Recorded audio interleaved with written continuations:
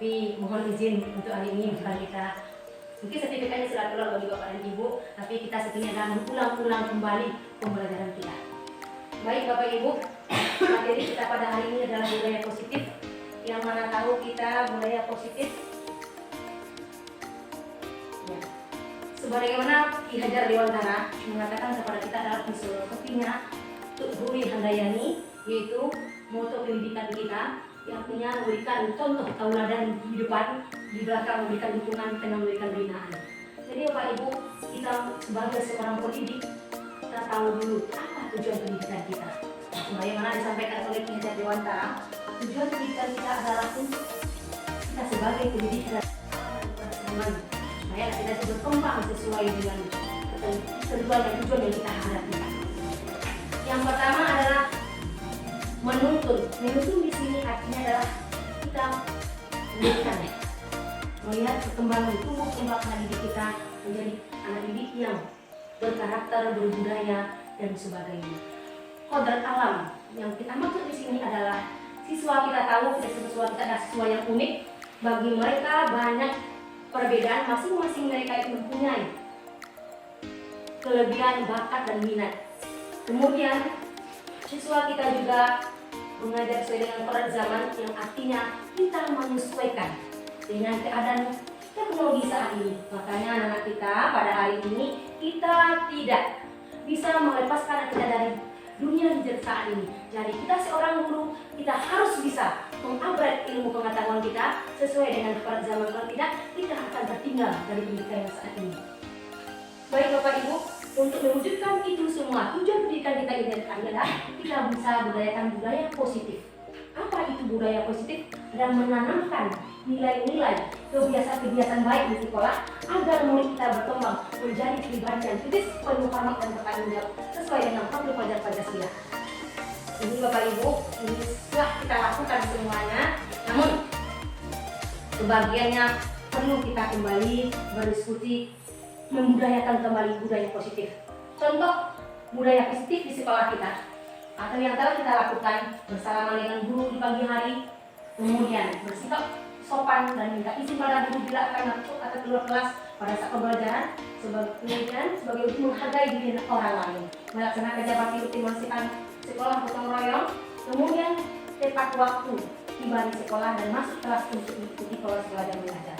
Kemudian kita mengadakan sholat zuhur, membawa pada tempatnya. Inilah contoh-contoh budaya positif yang telah kita lakukan. Ini terus kita kembangkan, semoga bisa menjadi sekolah aman dan nyaman bagi anak didik kita. Bapak Ibu, ini contoh budaya positif. Pada hari ini, budaya positif adalah yang pertama disiplin, kebutuhan dasar manusia, motivasi atau perilaku, kemudian restitusi, posisi kontrol dan keyakinan dan segitiga restitusi. Pada hari ini kita bahas kali ini adalah restitusi dan posisi kontrol guru. Jadi materi kita pada hari ini adalah restitusi dan posisi kontrol guru. Jadi dari sekian materi kita ada 7, tapi yang kita bahas pada hari kita fokuskan kepada 5 kontrol guru dan baik Bapak Ibu, tadi ada yang tercipta rasanya melaksanakan aktivitas. Bapak Ibu, kita semua merasa jenuh, merasa letih dan lelah. Kita segarkan sedikit pemikiran kita pada hari ini dengan melihat sebuah video kekayaan yang mungkin dapat kembali menambah semangat, menambah kekuatan kita untuk pada hari ini. Saya kira untuk dekat.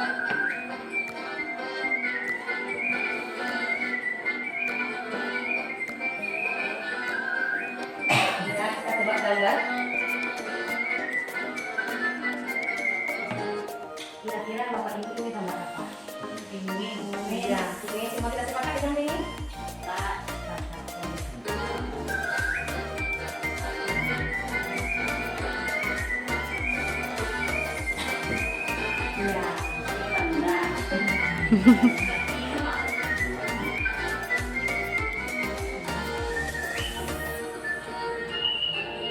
Ya, Bapak Ibu? Gajah. Gajah. Sepakat kita dengan gajah?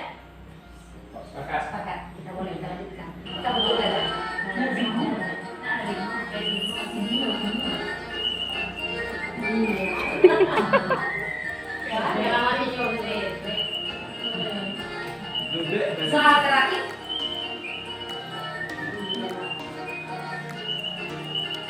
Orang tua yang senang tertawa. Kira-kira apa? Kakek Nah, ini kakek kira apa? Hah? Kira kakek apa? Hah? Orang yang berpasangan ini. Jadi kita tarik kesimpulan. Apa yang dilihat? Ada belum tentu itu. Ya. Enggak lah, Pak. Apa yang kita lihat belum tentu itu disebut dunia. Kalau kita belum tahu apa yang Kita benar setengah baru.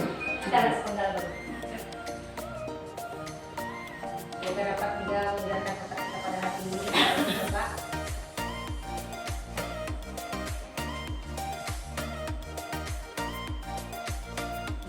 Ini posisi kontrol guru. Ada 5 posisi kontrol guru. Yang pertama, guru berposisikan diri sebagai pendukung, pembuat rasa bersalah, sebagai teman, pemantau dan manajer.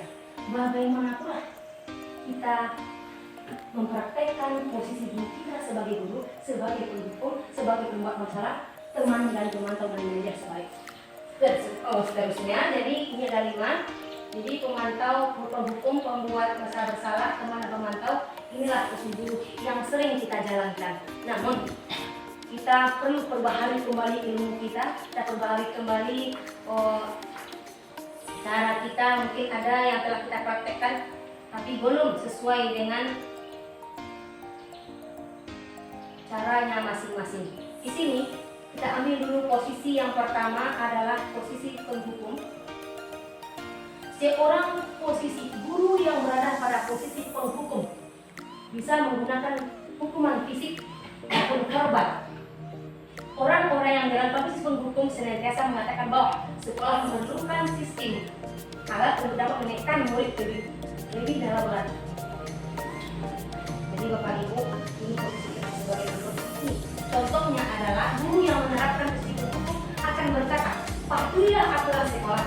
Awas, kamu murid, kamu yang terlihat selalu saja salah, selalu praktis dan yang terakhir sekali. Jadi inilah contoh-contoh kata-kata yang digunakan oleh guru yang menggunakan memposisikan dirinya sebagai pendukung. Kemudian pembelajaran kita akan berhasil dengan cara yang kita terapkan ini. Itu menurut kita. Kemudian pendukung ini nada bicaranya tinggi, bahasa tubuhnya contohnya melotot, menunjuk, menghardik-hardik. Inilah posisi guru sebagai pendukung. Kemudian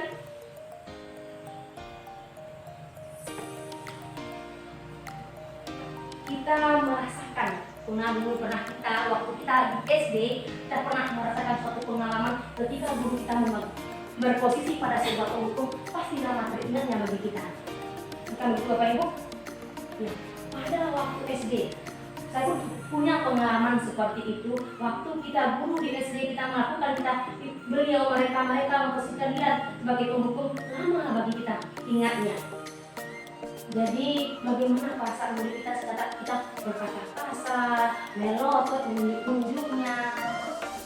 Nah, itu semua kita lakukan untuk menegakkan kedisiplinan di sekolah kita. Contohnya anak yang datang terlambat, yang tidak berseragam sesuai dengan hal yang telah kita tentukan, ini kita gunakan. Tapi dalam ini punya pula kelebihan dan punya pula kekurangan.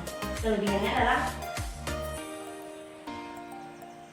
kita bisa menegakkan kedisiplinan, namun sayangnya meninggalkan bekas pada diri dan anak didik kita. Selama kita lihat, ibu kok sedih juga deh, itulah bahasa kita ya, ibu sedih itu kan orang takana, ingat bagi kita. Jadi meninggalkan luka yang dalam bagi anak kita.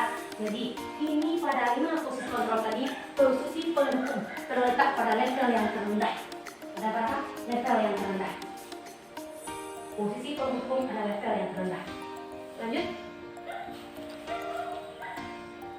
Posisi yang kedua adalah posisi guru sebagai pembuat rasa bersalah. Biasanya guru akan bersuara lemah, lebih lembut. Pembuat rasa bersalah akan menggunakan keheningan, membuat orang lain merasa tidak nyaman, bersalah atau rendah. Jadi kata-kata yang dikeluarkan lembut seperti ibu sangat kecewa dengan kamu. Kecewa ibu dengan awak, karena ibu berat awak sama dia. Oh, dia tahu dan tidak sampai dia ambil awak cek lain. Itu membuat rasa bersalah. Contoh, berapa kali bapak harus memberitahu kamu? Gimana coba kalau orang tua kamu tahu kamu berbuat ini di sekolah? orang tua akan kecewa. Di posisi ini murid akan merasa penilaian dirinya buruk. Murid bapak merasa murid aku nilainya buruk. Kemudian tentang diri mereka merasa tidak berharga dan telah mengecewakan orang-orang yang dia sayangi. Di posisi pertama tadi anak akan merasa membangkang dengan posisi kita sebagai penghukum. Tapi setelah kita benahi ke level yang kedua, kita sebagai pembuat rasa bersalah yang merasa dirinya salah. Karena kita menggunakan bahasa yang telah kita bahas tadi adalah bahasa yang enggak lembut dari bahasa yang digunakan di bahasa penghukum. Lanjut, pembuat rasa bersalah nadanya memelas, sedih, bahasa tubuhnya marah pada anak dan agak lesu. Baik, ibu kalau dia pernah berlaku. Baik, ibu bisa ketawa lagi, atau ibu kecewa kawan. Itu kira-kira ya. Kemudian murid akan merasa bersalah, akan merasa orang yang gagal. Dan dia akan, kalau bagi anak murid kita yang punya motivasi dalam dirinya, dia sudah akan ambil. So, kalau hadir belajar, dia tanamkan itu dengan posisi kita sebagai membuat rasa bersalah. Tapi sebagai murid juga ada. Kita mempunyai dua kemungkinan. Ada hal positif dan hal negatif. Karena murid masa diri kita memiliki dua dan ini. Rasa tidak berharga, dia melakukan hal yang negatif. Jadi itu seperti itu. Kemudian kita naik ke level yang lebih tinggi lagi. Levelnya kita memposisikan diri kita sebagai teman. Guru apabila berada pada posisi teman tidak akan menyakiti muridnya, namun akan berupaya mengontrol dirinya melalui persuasi. Posisi teman pada guru biasanya negatif atau positif. Positif di sini berupa hubungan baik antara guru dan murid. Guru sekali teman menggunakan hubungan baik, humor, mempengaruhi seseorang. Mereka akan berkata, ayo bantulah, Dewi bapak ya. Cenderung lagi kucing anak yo. Nah, besok. Biasanya bahasa yang dia gunakan bahasanya ramah, akrab dan bercanda. Bahasa tubuhnya murid, mata dan senyuman yang senyum jenaka. Bagaimana kalau kita menggunakan posisi ini? Tentu siswa kita, murid kita akan nyaman, merasa akrab dengan kita. Tapi ini juga punya kekurangan. Nanti guru akan memilih, siswa akan milih. Wah, itu tidak pernah. Itulah kekurangannya. Tapi ada pula kelebihannya. Setiap ada pula kelebihannya, kita bisa dekat dengan anak. Kemudian anak bisa kita ajak sesuai dengan apa yang kita inginkan. Kita bentuk pribadinya secara lebih baik.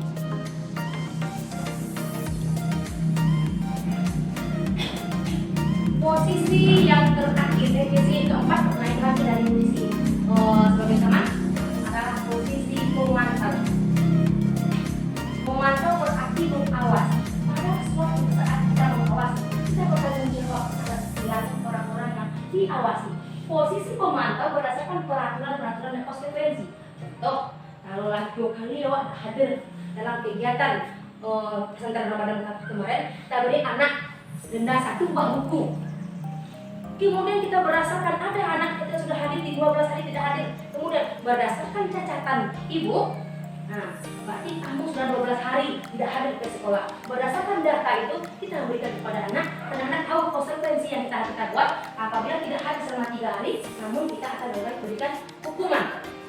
Berikan konsekuensi, bukan hukuman ya, kata hukuman sekarang sudah jauh. Mulai lagi kita menggunakan kata-kata hukuman. Konsekuensi juga boleh diganti dengan kata konsekuensi. Kemudian pertanyaan yang digunakan untuk anak kita adalah ya, murid memahami konsekuensi yang dijalankan peraturan melanggar salah satu peraturan sekolah. Guru tidak menunjukkan rasa emosi yang berlebihan, menjadi marah atau membuat berbuat salah. Posisi ini guru. Pada posisi pemantau tadi, guru menggunakan aturan di sekolah. Guru menggunakan aturan sekolah berdasarkan data yang dibuat. Ini biasanya digunakan oleh guru berdasarkan data. Kemudian bahasa yang dia gunakan lebih akrab lagi daripada yang kita gunakan sebagai teman. Karena siswa tahu apa itu konsekuensi. Karena bagi Bu Mila dan Bu Gina sudah membuatkan keyakinan kelas ya, mana keyakinan kelas yang dilanggar oleh siswa kita. Jadi kalau dalam kelas contohnya kita sudah membuatkan keyakinan kelas hari ini kita tidak buatkan kesepakatannya ya, dalam kelas tidak boleh meribut, mendengarkan ibu sana. Ada yang melanggar. Jadi siswa kita pantau, kita lihat apa yang dia lakukan selama pelajaran. Nanti siswa kita panggil. Karena kamu telah berhasil ibu lihat melaksanakan dalam belajar mengobrol dengan teman. Jadi catatan-catatan itu yang kita gunakan untuk memantau perilaku siswa kita. Lanjut, posisi berikutnya, posisi yang paling bagus. Kita sebagai guru lah, posisi guru sebagai manajer. Posisi sebagai manajer ini adalah posisi yang paling tinggi levelnya. Kenapa? Karena di sini guru bersatu bersama dengan siswa murid mempersilahkan untuk mempertanggungjawabkan perilakunya, mendukung agar dapat menemukan solusi dan permasalahannya. Kemudian membuat konsekuensi, namun berkolaborasi dengan bagaimana kesalahan yang ada bisa diperbaiki. Sebuah contoh Bapak Ibu, contohnya anak kita berkelahi, tanggal baju kawan ini. Dengan tanggal baju tadi, tentunya yang kita menangis karena bajunya dia tidak terima, baunya genggam. Karena dia tadi yang menyebabkannya, kita selesaikan, anak kita bawa keduanya, dipanggilnya satu-satu.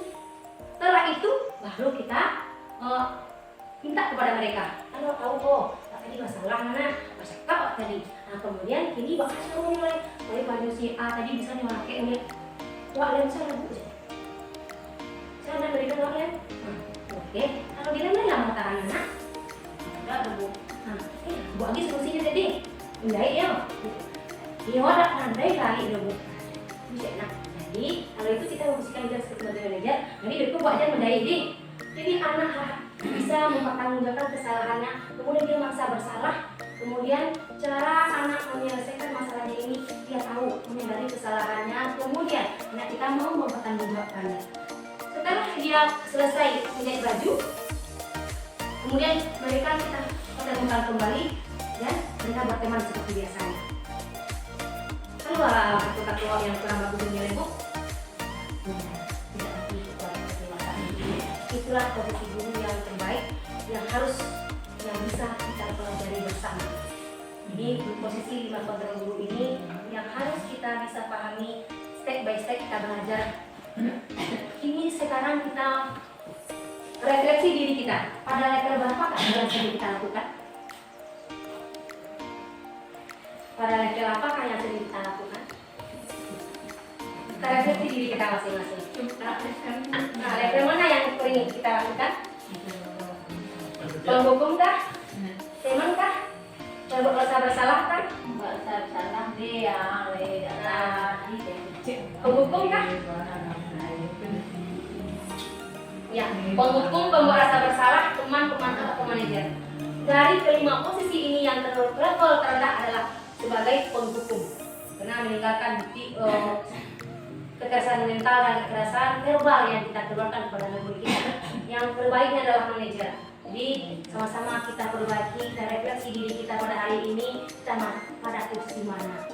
Jadi nanti kita bisa kita perbaiki bersama untuk menjadikan murid kita menjadi murid yang berkarakter sesuai yang kita harapkan. Kita sama-sama belajar untuk mempraktekkan hal ini. Kemudian untuk lebih memahami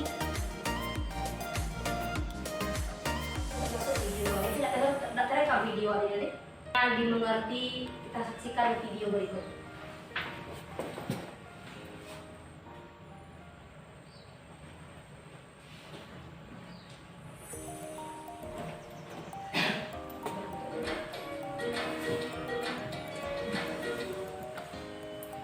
Salam bahagia Ibu dan Bapak Guru Hebat.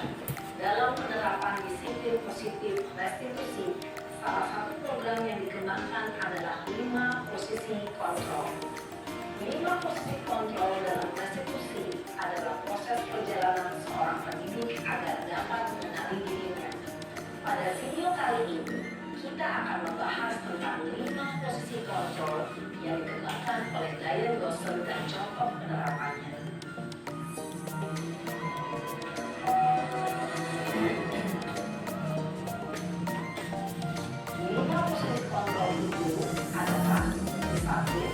Posisi penghukum. 2. Posisi pembuat rasa bersalah. 3. Posisi teman. 4. Posisi pemantau atau monitor. Dan 5.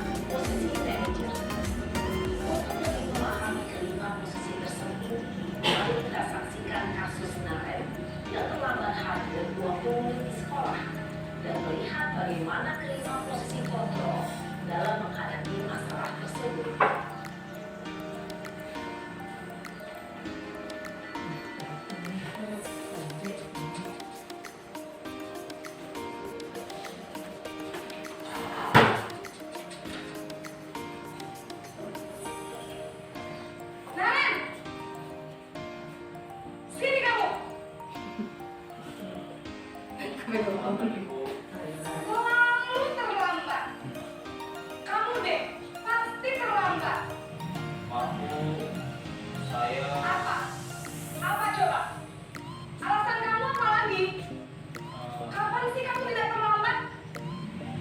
Malas sekali ya kamu jadi anak. Saya Dasar pemalas. Gak kapok-kapok sih kamu. Sudah berapa kali terlambat? Sana, kamu keliling lapangan basket 2 kali. kenapa saya harus ke lapangan basket, Bu? Kenapa? Kamu lawan ibu. Berani-beraninya jawab. Sudah terlambat, masih berani jawab pula. Sekarang, keliling lapangan basket 5 kali sekalian. Biar kapok. Tadi Cepat. kan kita makan Pergi sana lapangan basket. Posisi penghukum biasanya berbicara dengan nada tinggi, menghardik, menunjuk-nunjuk, menyakiti, dan menyindir. Hukuman bisa berupa fisik maupun psikis. Ibu dan bapak guru hebat. Dampak yang terjadi pada murid ketika guru berada pada posisi penghukum adalah murid cenderung akan memberontak, bahkan menyimpan dendam. itu udah mana dia dulu itu udah pakai tengah ya di rumah itu keluar tapi lagi iya ada ya bunda ini ada dulu Naren, kamu kenapa terlambat lagi, nak? Ya Tuhan, Naren. buat mana Ini buku saya. yang buat asal salah ini buat asal Terlambat lagi. Nanti aku bakal kepala sekolah, nak. Bisakah ibu tidak bisa membina kamu? Duh, gimana ini? iya Gusti Naren. Kamu suka ya kalau ibu ditegur bapak kepala sekolah? Terus, sekarang ibu harus tulis apa ini di buku absen? tadi kan dia Ini kamu sudah sering terlambat loh. Ibu harus apa coba? Maaf, Bu. Maaf sekali. Ya sudah, lain kali jangan bikin ibu susah lagi ya nak ya. Ibu tidak akan kuat lagi kalau kamu gini terus. Bisa jantungan kalau ibu. Namun, kata-kata yang diutarakan membuat murid merasa menjadi orang yang gagal. Memandang murid dirinya sendiri, merasa tidak berharga, dan tidak sanggup membahagiakan orang lain. Ketika guru mengambil posisi pembuat rasa bersalah, murid akan menganggap dirinya yang bersalah dan ia akan menyimpan emosi negatif tersebut di dalam dirinya.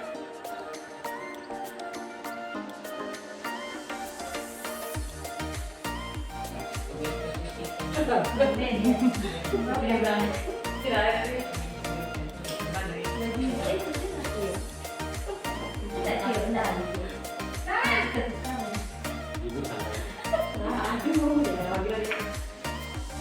Kenapa, Ibu?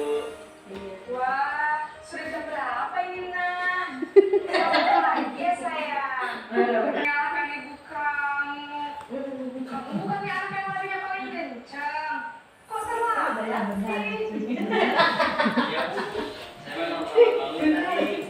Jadi, biarpun saya lari kencang, tetap gak kejar, Bu.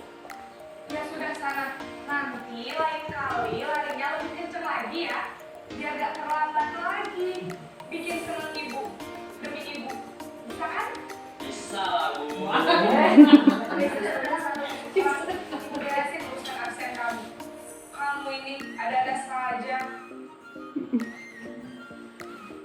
Dalam posisi teman, guru berbicara dengan nada suara ramah, akrab, cenderung bersenda gurau untuk menjaga suasana tetap santai. Murid akan merasa senang, aman, dan akrab dengan guru. Identitas yang tercipta adalah identitas sukses atau berhasil. Namun, perlu diingat, karena ini masih dorongan eksternal, maka ada faktor ketergantungan dari murid kepada orang tertentu. Di sini, guru absennya, sehingga di lain waktu, murid bisa berperilaku baik, namun hanya kepada orang-orang tertentu saja. ini sedikit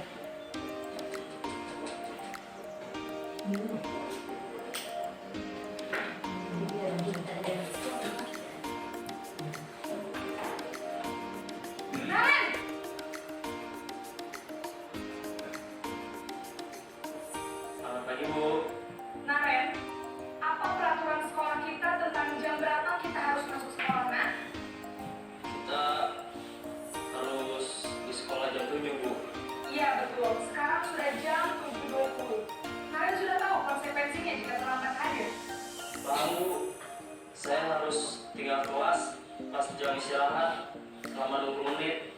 Iya benar, konsekuensinya demikian. Jadi nanti jam 9.30 pas istirahat, kamu harus tinggal di kelas, kerjakan tugas tambahan untuk ketertinggalan kamu, ya. Baik Bu. Posisi pemantau mengandalkan penghitungan atau data untuk mengontrol murid.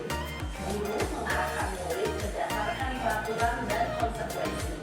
Seorang pemantau menunjukkan bahasa tubuh dan ekspresi wajah yang datar dan cenderung formal.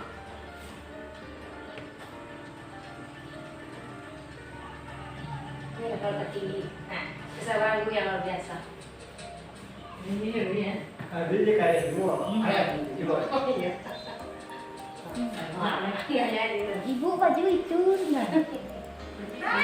Banyak kalau itu nah. Ada. Tapi kan posisinya artinya begitu kalah. Selamat pagi, Naren. Maaf Bu, saya terlambat. Iya, sekolah masuknya jam 7, sekarang sudah jam 7.20. Jadi sekarang bagaimana ini, Naren? Maaf Bu, saya lupa alarm saya semalam. Baiklah, menurut kamu, keyakinan sekolah yang mana yang perlu kamu tingkatkan? Menghargai diri sendiri dan orang lain mungkin ya Bu. Jadi, apakah Naren meyakini prinsip saling menghormati tersebut? Iya Bu, saya meyakininya. Apakah Naren bersedia memperbaiki masalah keterlambatan ini? Bersedia Bu. Bagaimana kamu akan memperbaiki masalah keterlambatan ini? Saya akan coba untuk tidak lupa menyetel alarm saya Bu. Baik, kalau Naren lupa secara alam di rumah, ada orang yang kira-kira bisa bantu mengingatkan tidak? Ada Bu, kakak saya, Kak Emma. Ada lagi selain Kak Emma? Selain Kak Emma, ada ibu saya. Baik, jadi yang mengingatkan Naren adalah Kak Emma dan ibu kamu ya? Kira-kira akan mulai secara alami kapan nih Naren? Setelah pulang sekolah, akan segera saya lakukan. Baik, jadi Naren akan setel alarm untuk bangun besok pagi dan akan diingatkan oleh kakak dan ibunda Naren ya. Ada lagi yang mungkin perlu dilakukan Naren agar tidak terlambat bangun lagi. Tidak ada Bu. Baik Naren, terima kasih untuk kerjasama kamu. Sekarang kamu perlu kembali ke kelas untuk belajar. Baik Bu, terima kasih. Posisi manajer adalah posisi kontrol yang disarankan untuk membimbing murid memiliki sikap disiplin yang positif, yaitu murid yang mandiri, bertanggung jawab, dan dapat memecahkan masalah. Tujuan dari posisi ini adalah agar murid dapat berefleksi atas tindakannya. Guru akan dengan terus memberikan pertanyaan-pertanyaan sehingga membuat murid dapat belajar dari kesalahannya dan mencari sebuah solusi untuk menyelesaikannya. Ibu dan bapak guru hebat, setelah mengamati adegan kelima posisi kontrol tadi, kira-kira posisi mana yang paling ideal? Posisi mana yang dapat menunjang motivasi intrinsik murid? Ya, tentu posisi manajer. Posisi ini memang posisi ideal yang ingin dituju setiap pendidik. Pada posisi inilah, guru dapat menerapkan disiplin positif dan memihak pada murid, yang memerdekakan murid. Perjalanan seorang pendidik tentunya tidak mudah untuk sampai pada posisi seorang manajer. Namun, tujuan kita pasti, yaitu menciptakan murid-murid yang mandiri, merdeka, dan bertanggung jawab. Semoga penggambaran 5 posisi kontrol yang telah diperlihatkan ini dapat menjadi ajang refleksi bagi kita semua, agar dapat terus mengasah dan menerapkan disiplin positif yang memerdekakan diri. Mari terus berlatih dan bersemangat. Selamat menerapkan. Salam dan bahagia, Ibu dan Bapak Guru hebat.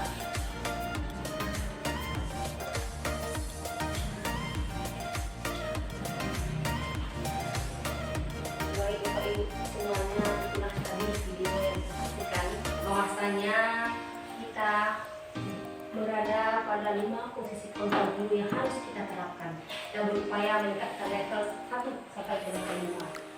Demikian lagi kepada motivasi materi kita pada hari ini. kita lanjutkan dengan tadi dikatakan kalau kita memakai posisi manajer, datangnya adalah dari diri anak kita sendiri. Biasanya masalah yang datang dari mereka, kemudian biasanya dari mereka. Sebenarnya inilah yang harus kita ketahui motivasi untuk melakukan tujuan. Kalau itu datang dari eksternal, yang sebagaimana yang telah kita laksanakan dan terapkan di sekolah kita, seperti contoh sholat dan memberikan hadiah kepada anak kita, namun hasilnya belum seberapa. Itu karena datangnya dari posisi motivasi berasal dari eksternal. Kemudian yang kita harapkan di sini adalah dalam memperbaiki budaya positif kita adalah posisi motivasi yang datang dari dalam diri anak kita. Jadi kalau kembali kita merefleksi diri, adakah di siswa kita yang mau memperbaiki kesalahannya dengan niatnya sendiri? Mungkin ada, tapi belum bisa kita menggali potensi ada di kita yang mau mengakui kesalahan, mau memperbaiki dirinya. Tentu juga kembali kepada diri kita sebagai pendidik untuk kembali kita bersama-sama memperbaharui motivasi kita. Baik Bapak Ibu, inilah penyampaian materi kita pada hari ini. Terima kasih atas perhatian, mohon maaf atas penyampaian yang kalau tidak pada tempatnya.